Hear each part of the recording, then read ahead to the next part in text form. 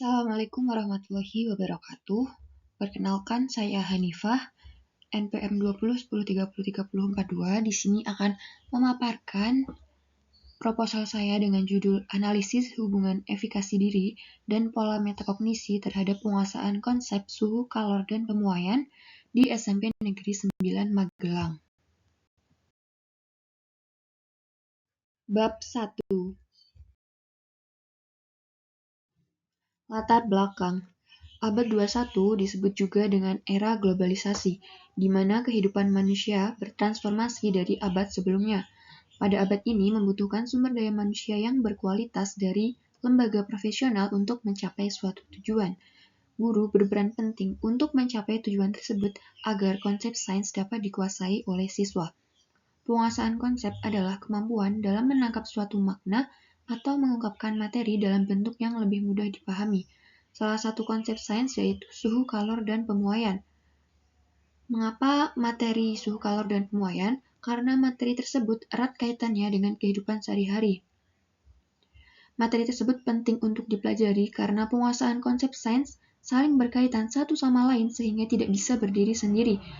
Sejalan dengan penelitian Iswanto menunjukkan bahwa penguasaan konsep sains tentang suhu, kalor, dan pemuaian masih sangat rendah di lapangan. Dalam menguasai konsep suhu, kalor, dan pemuaian dibutuhkan kemampuan untuk mengelola proses pembelajaran.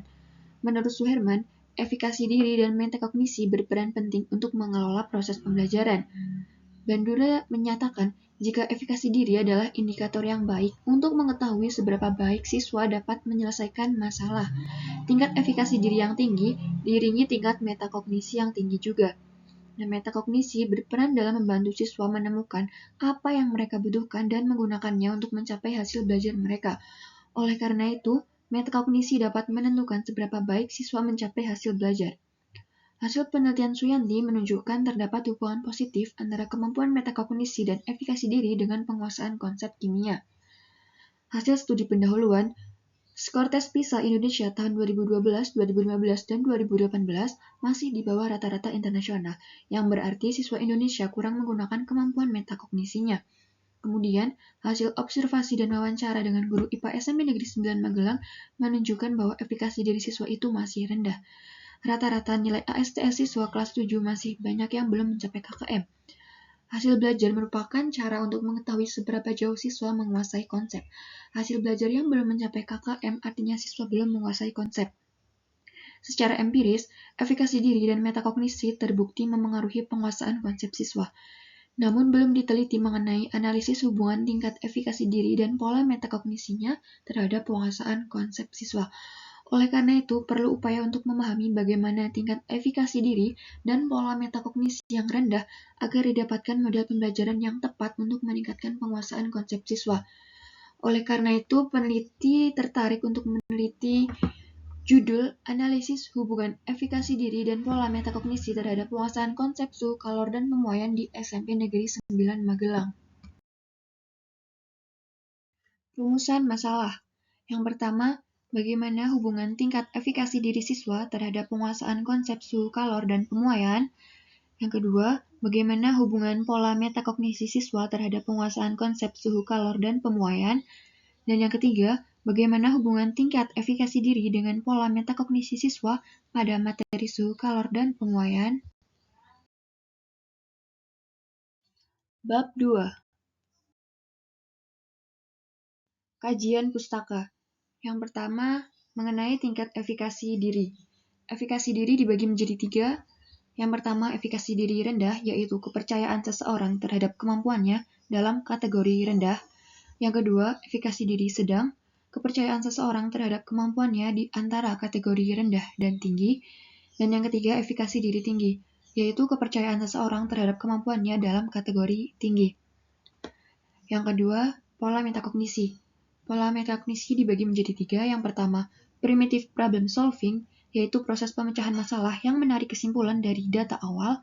Yang kedua, hypothetic problem solving, proses pemecahan masalah yang dilandaskan pada hipotesis tanpa melakukan uji hipotesis. Dan yang ketiga, expert problem solving, yaitu pemecahan masalah yang melibatkan semua komponen metakognisi. Dan yang ketiga, penguasaan konsep. Di sini penguasaan konsep dilakukan pada materi suhu, kalor, dan pemuaian. Bab 3. Metode penelitian. Pendekatan penelitian yaitu kualitatif, sumber data siswa kelas 7 SMP. Adapun teknik pengumpulan datanya terdiri dari tes, kemudian kuesioner, angket, dan wawancara.